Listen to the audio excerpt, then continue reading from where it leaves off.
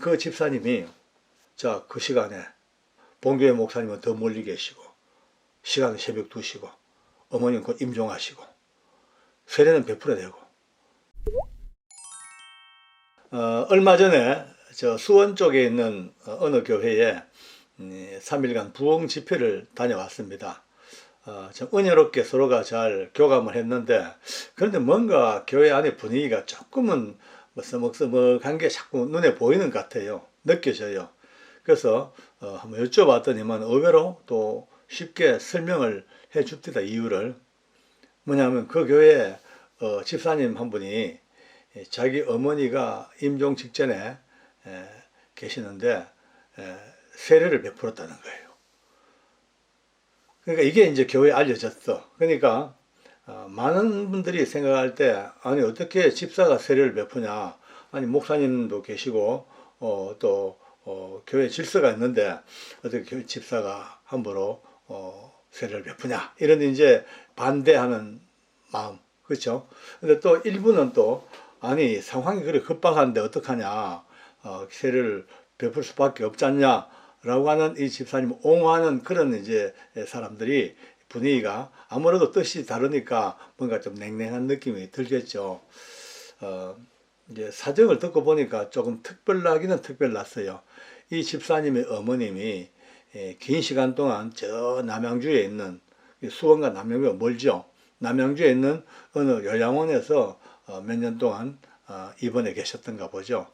연세도 많고 또 병도 깊고 또 약간 치매기도 오고 해가지고 상당히 가족들도 안타깝게 여기던 그런 가운데서 있다가 이제 이 어머니가 이제 자꾸 병이 깊어져요. 연세도 많고 하니까. 그러니까 슬슬 이제 돌아가실 때가 돼가는 게 누가 봐도 눈에 보이더라는 거죠. 어느 날 병원에서 연락이 오기를 아무래도 며칠 못 넘길 것 같다고, 아마 보호자분이 와보시는 게 좋지 않겠냐, 이런 연락을 받고 또 부랴부랴 달려갔대요. 근데 가서 이틀째 어머니를 이렇게 구안하고 있는데 누가 봐도 드디어 이제 임종의 때가 가까이 왔던가 보죠. 숨을 못 몰아쉬고 이제 곧 이제 얼마 버티지 못하겠다 싶으니까 가족들이 막 다 모인 거예요. 모여서 이제 마지막 임종을 지켜보는데, 근데요, 이 어머니가 말도 잘 못하고 기력도 없어가지고 움직이도 못한 이분이 이제 임종을 앞두는 몇 시간쯤에 갑자기 약간 기력을 회복하더니만은 그 아들에게, 집사님에게, 내가 옛날에 신혼 때에 교회를 조금 다니다가 말았는데 그러면서 나 세례 받고 죽고 싶다 이러시더래요. 근데 마침 그때 시간이 새벽 2시가 좀 넘었대요. 그러니까 그 야심한 밤에 또 뭐 담임 목사님은 벌써 멀리 수원 계시죠. 어떻게 뭐 올 수도 없는 입장이고 근처에 아는 목사님도 없고 어머니는 곧 이제 숨이 막 넘어간 직전이고, 그러니까 이 집사님이 할 수 없이 어머니에게 신앙의 고백을 받았대요. 어머니 저 따라하세요. 나는 예수님 믿고 천국 갑니다. 예수님의 피로 죄사함 받았습니다. 그러니까 어머니가 따라하고 이제 예수 믿고 하늘나라 가시는 거 이제 믿냐고 하니까 고개를 끄덕끄덕 하더라. 그래서 이제 이 아들이, 집사님이 깨끗한 물을 가져다가 어머니의 이마에 물을 머리에 손을 얹고 성부와 성자와 성령의 이름으로 세례를 주노라 라고 세례를 하고 얼마 안 돼 가지고 돌아가신 거예요. 이제 이런 얘기입니다. 그러니까 교회 안에서 의견이 분분하지요. 아까 말씀대로 그래도 그렇지 어떻게 집사가 세례하냐, 또 한편에서는 그래도 그렇지 어떻게 그 상황을 그냥 넘기냐, 그러면 세례 안 받고 돌아가시게 하느냐, 이런 이제 이야기가 도는 거예요. 저보고도 약간 이제 그 의견을 묻습니다. 참 대답하기 되게 곤란하더라고요. 왜냐면은 저는 볼 때 둘 다 맞거든요. 여기도 맞고 저기도 맞아요. 여러분들은 어떻게 생각하십니까? 어느 쪽이 맞다 생각하십니까? 따져보면은요, 교회법이 있어요. 교회법. 교회법은 지켜줘야 됩니다. 그러나 좀 더 근원을 좀 거슬러 올라가 보면은 좀 다른 쪽으로 답이 나올 수도 있어요. 뭐냐면은 우리가 세례를 처음 이렇게 언급한 것이 세례 요한이 언급했고, 또 집사님이 세례한 경우도 우리가 보긴 봅니다. 성경에 빌립 집사님이 사마리아를 다니면서 많은 사람에게 세례를 베풀고, 또 공무상 예루살렘을 방문했던 에디오피아의 내시 간닥에게 또 세례를 베풀기도 하고, 이런 성경에 나오면 집사님이 세례를 베풀었어요.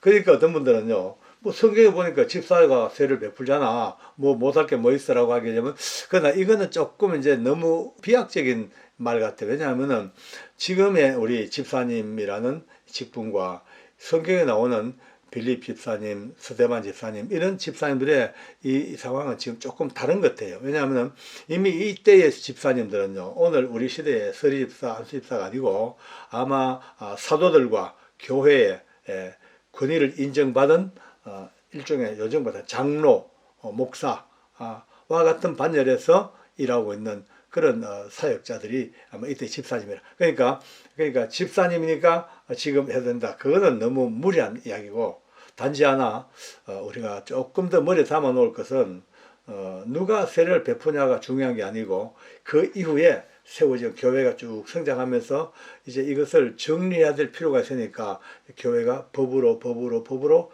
만들어가는 게 이제 목회자를 통해서 성례를 베푸는 거, 이것이 이제 제도가 됐죠.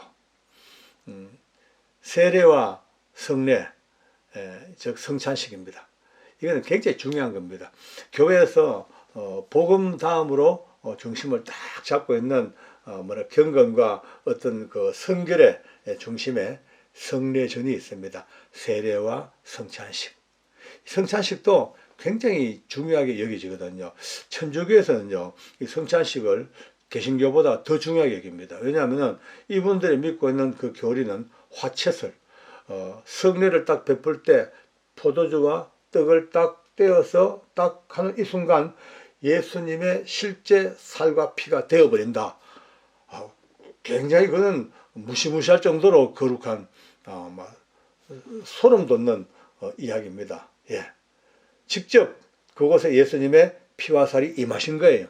화채설. 근데 이제 개신교에서는 그 기념설로 합니다. 기념설. 떡과 잔을 마시고 먹으면서 예수님께서 우리 위하여 죽으신 그것을 기념하고 추억하고 기억하고 잊지 아니하는 기념설로 그렇게 달라집니다만, 그렇기 때문에 천주교에서는요, 이 성찬이요 굉장히 중요합니다. 무시무시함. 옛날에는 사제들이 가다가 잘못 땅에 떨어뜨리면요 완전 대역죄를 지은 걸로 알고 완전히 막 큰 처벌도 받고 그랬더라고요.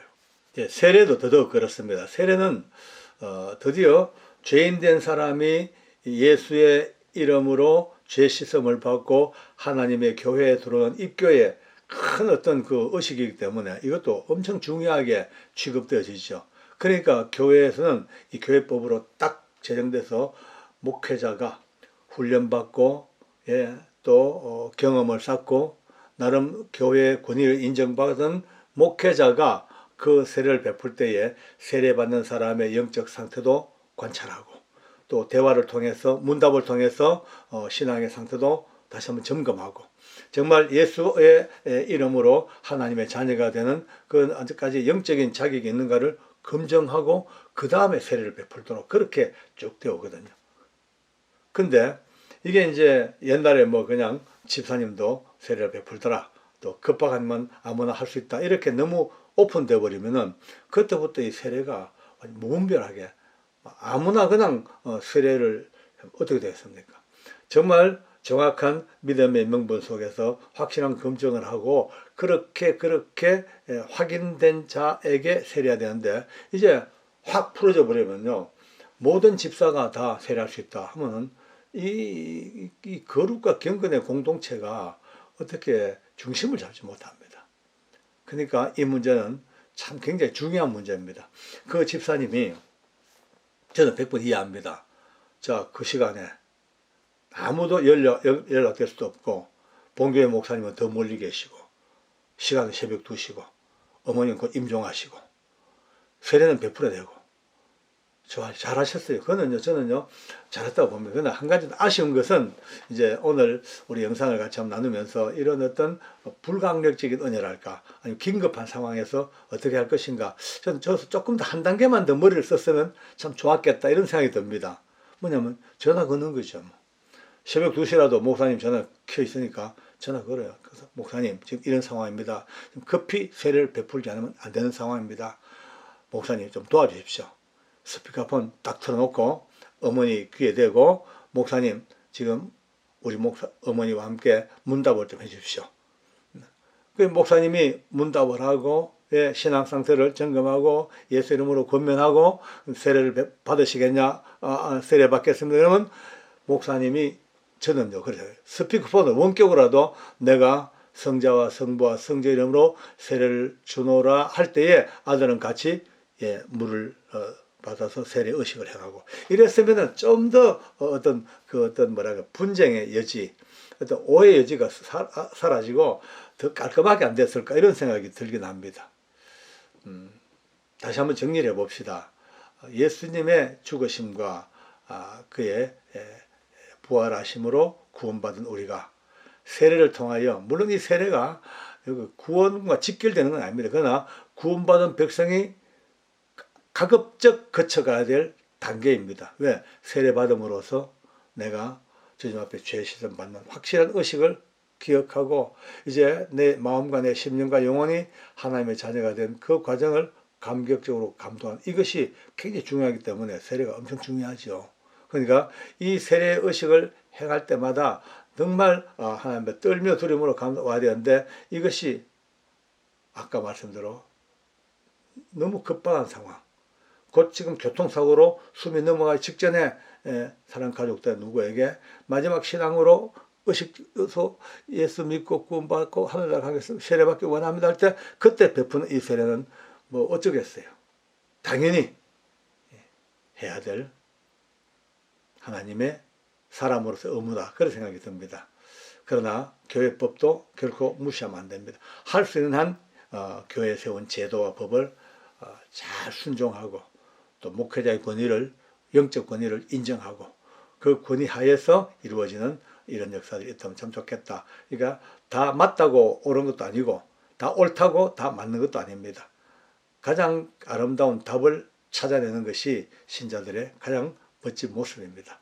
오늘 그 집사님 때문에 이제 교회가 이 문제 때문에 더 이상 이제 뭐 말 없이 오늘 영상을 만약에 보신다면 다 같이 박수 치면서 맞아 그렇게 아무 요만한 오해 없이 넘어가는 평화의 여유가 있길 바랍니다. 기도하겠습니다. 하나님 우리 아버지 참 감사합니다. 우리 인생들 의식을 가지고 생각을 가지고 자기만의 어떤 분별을 가지고 살기 때문에 때로 가장 정확한 하나님의 은혜 앞에서도 생각이 다르고 보는 관점이 달라 갈등이 있을 때가 참 많습니다. 하나님 아버지, 이러한 우리들에게 다시 한번 하나님의 은혜와 복음의 능력과 십자가의 보혈과 하나님의 원대한 사랑을 가슴에 안고 이 모든 것들을 믿음으로 잘 성화시키고 믿음으로 품을 수 있도록 역사해 주시기를 간절히 원합니다. 하나님 아버지, 세례받고 하나님의 백성 되어지는 이 놀라운 의식의 한 흐름 속에서 하나님 아버지 마지막 숨져가는 어머니의 임종 앞에서 떨며 두려움으로 했던 이 집사님의 눈물의 세례를 주님께서 기뻐 받으신 줄 믿고 우리 모두가 다 이 일에 참으로 하나님의 은혜 속에서 감사함으로 그 박수로 영광을 돌릴 수 있도록 도와주시옵소서. 오늘도 하늘나라에서 기쁨으로 예수님의 품에 안겨서 이 세상을 바라보며 기쁨으로 살고 계실 그 집사님의 어머니, 사랑하는 그 어머니의 생각을 하면서 집사님 일생 다할 때까지 행복한 마음으로 그날 그 세례야말로 하나님 앞에 너무나 크나큰 은혜의 틈을 깨닫고 살아가는 복된 역사 꼭 있게 해주시고 우리 모두가 다 용납하고 사랑하고 모두 이해하고 이 하나님의 더 착한 선을 이루어가는 놀라운 역사 있게 해주시옵소서. 감사합니다. 예수님의 이름으로 기도드리옵나이다. 아멘.